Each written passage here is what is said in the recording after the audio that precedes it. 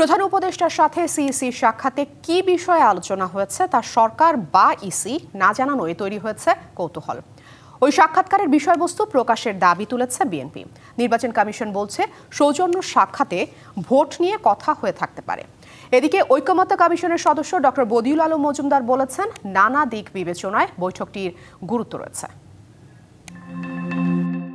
লন্ডনে ডক্টর মোহাম্মদ ইউনুস ও তারেক রহমানের বৈঠকের পর যৌথ ঘোষণা এলেও সরকারের সাথে আলোচনার পর নির্বাচনের সম্ভাব্য সময় ধারণা পাওয়া যাবে।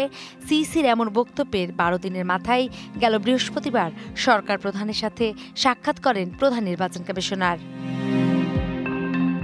বৃহস্পতিবার বিকেলে রাষ্ট্রীয় অতিথি ভবন যমুনায় প্রধান উপদেষ্টার সাথে সিইসির বৈঠককে সৌজন্য সাক্ষাৎ বলে জানিয়েছেন প্রধান উপদেষ্টার দপ্তর। তবে সরকার বা ইসি কারো পক্ষ থেকে বৈঠকের বিষয়বস্তু নিয়ে কিছুই জানানো হয়নি, আর এ নিয়ে জনমনেও তৈরি হয়েছে কৌতূহল।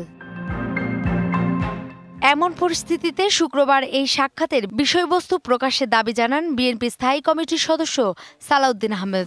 লন্ডন বৈঠকের সম্মতভাবে যেটা সিদ্ধান্ত হয়েছে, ফেব্রুয়ারি 2026-এর প্রথমার্ধে নির্বাচন অনুষ্ঠানের জন্য সবাই এখন আমরা ধারণা করে নিচ্ছি মাননীয় প্রধান উপদেষ্টা হয়তো তার মেসেজটি প্রধান নির্বাচন কমিশনারকে জানিয়েছেন। যদি উভয় পক্ষ থেকে বিষয়টি পরিষ্কার করা হয় জাতির সামনে, তাহলে আমরা আশ্বস্ত হব। একনল অ্যাডভান্সড হাইজিন সোপ এবার জীবাণু ধুলাবালি ঘাম ক্লিন বোল্ড।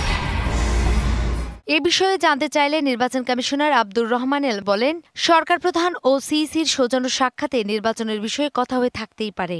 এটা সৌজন্য সাক্ষাৎ। সেকেন্ড হচ্ছে যে সৌজন্য সাক্ষাৎ হলো যে নির্বাচনের বিষয়ে আলাপ হয়েছে, যে নির্বাচনের অগ্রগতি কি পর্যায়ে। আমার মনে হয়, এটা আমার ধারণা করি যে নির্বাচন এই পর্যন্ত আমরা কি স্টেপ নিয়েছি, কি পর্যায়ে আছে নির্বাচনের কাজের অগ্রগতি। এদিকে জাতীয় ঐকমত্য কমিশনের সদস্য ডক্টর বদিউল আলম মজুমদারের মতে, একান্ত এই বৈঠকের গুরুত্ব অনেকগুলো বিষয় যেগুলোতে এখন সরকার ও নির্বাচন কমিশনকে অগ্রসর হতে হবে এবং অনেক ক্ষেত্রে একত্রে কাজ করতে হবে। নির্বাচন কমিশন একটা সাংবিধানিকভাবে স্বাধীন প্রতিষ্ঠান, তারা সরকারের অংশ নয়, তাই সরকার তাদেরকে নির্দেশ দিতে পারে না।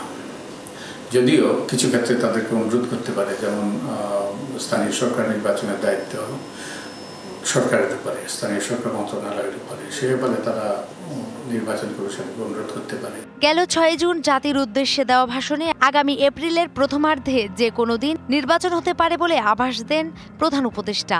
এক সপ্তাহের মাথায় 13 জুন লন্ডনে প্রধান উপদেষ্টার সাথে বিএনপির ভারপ্রাপ্ত চেয়ারম্যান তারেক রহমানের বৈঠকের পর আগামী ফেব্রুয়ারিতে নির্বাচন হতে পারে বলে যৌথ ঘোষণা দেয়া হয়।